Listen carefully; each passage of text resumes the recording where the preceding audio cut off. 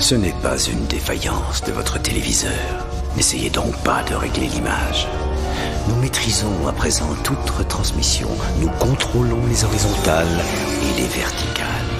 Nous pouvons vous noyer sous un millier de chaînes ou dilater une simple image jusqu'à lui donner la clarté du cristal et même au-delà. Nous pouvons modeler votre vision et lui fournir tout ce que votre imagination peut concevoir.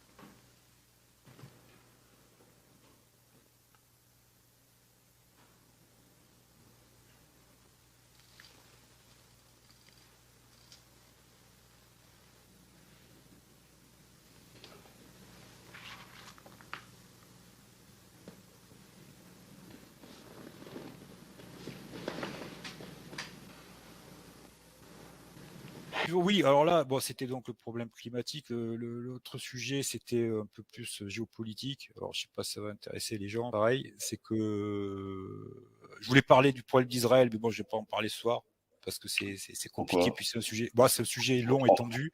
En deux mots, en deux mots. En deux mots, ce qui se passe, c'est que bon, il y a toujours le problème avec l'Iran. Dans cette zone, alors je rappelle toujours, cette zone, c'est 50%, un peu plus de 50% des réserves pétrolières du monde. Donc, toujours des rivalités, toujours le problème avec l'Iran vis-à-vis de son arsenal nucléaire et de son énergie nucléaire, parce qu'évidemment, qui dit énergie nucléaire dit enrichissement et dit possibilité d'avoir d'armes nucléaires. Une rivalité donc qui dure depuis un moment. Bon, je vais pas revenir sur ce qui s'est passé avec Trump, l'assassinat du général et compagnie. Ce qui se passe actuellement, c'est que les États-Unis ont changé de braquet et ils veulent enlever pour négocier justement sur cette question du nucléaire les sanctions vis-à-vis de l'Iran. Tu vois. Donc ils essayent de les amadouer.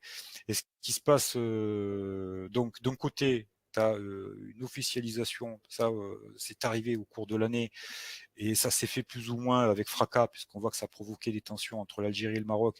Il y a une officialisation des rapports d'Israël avec tous les pays, ou une partie des pays qui l'entourent, une normalisation, on va dire, alors qu'il y avait déjà des rapports de fait. Tu vois, le Maroc et Israël sont proches depuis les années 60.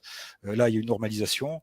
Ça crée des tensions entre l'Algérie et le Maroc. Il y a eu des normalisations avec quelques petits États du Golfe.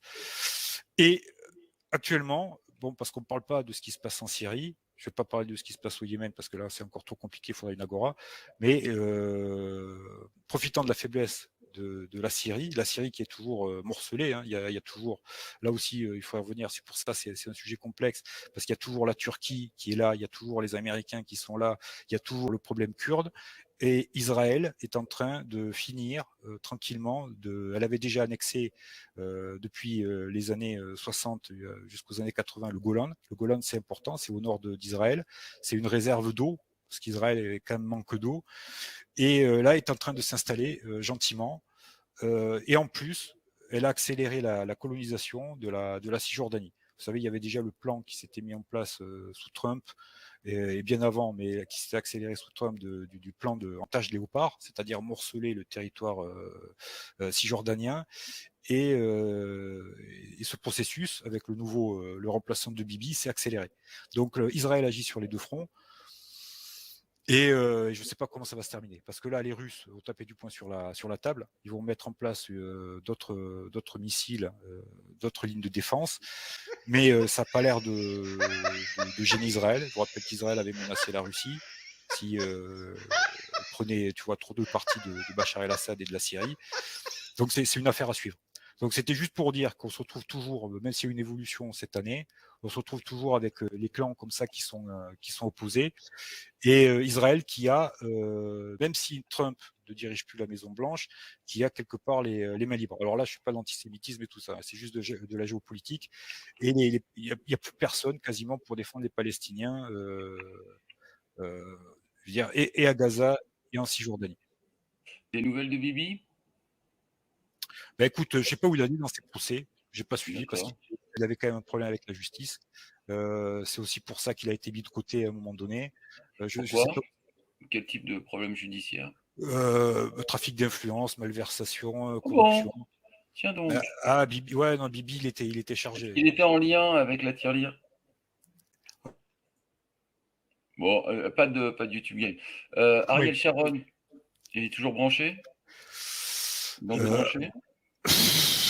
Il est mort il y a 20 ans, Ariel Sharon. Ils l'ont débranché, d'accord. Il est sur une île avec Elvis Presley. Ah non, je confonds. Attends, c'est lequel qui était branché? Non, c'était pas Ariel Sharon. Qui c'est qui est resté branché? Non, c'est Ariel Sharon. Ah bon, d'accord. Ils l'ont débranché, d'accord. Ok, très bien. Ok, bon, bah, sujet suivant.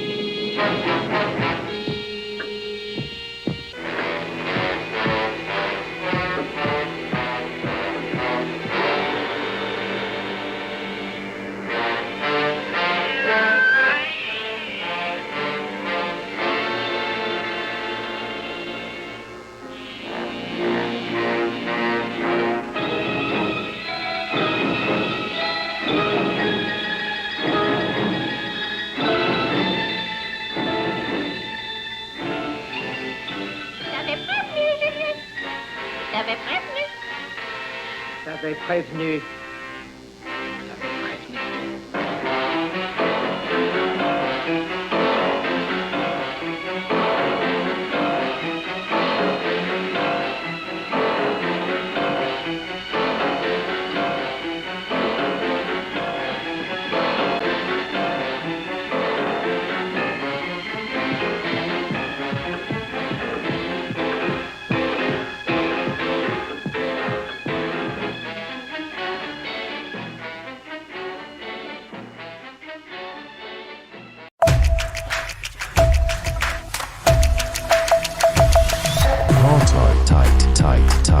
Apartheid, tie, tie, tie.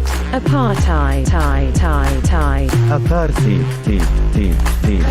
Jews were stabbed in the street. Jews were shot dead in a restaurant. Jews exploded on a bus. Jews were trampled by a tractor. Nearly 80% of Jews living in the state of Israel suffers from anxiety or post-trauma as a direct result of being involved in a terrorist incident. Apartheid, tight. Apartheid, tight. Apartheid, tie. Apartheid, dead. Israeli forbidden enter areas A, B, and C. Arabs will be entitled to discounted housing. Israelis will not be entitled. Christians and Jews cannot enter the Temple Mount without special permits, but Muslims can easily, and even allowed to play football and scratch their balls. Apartheid, tight. Apartheid, tight. Apartheid, tie. Apartheid, tie. Are you serious? Actually, yes, but no.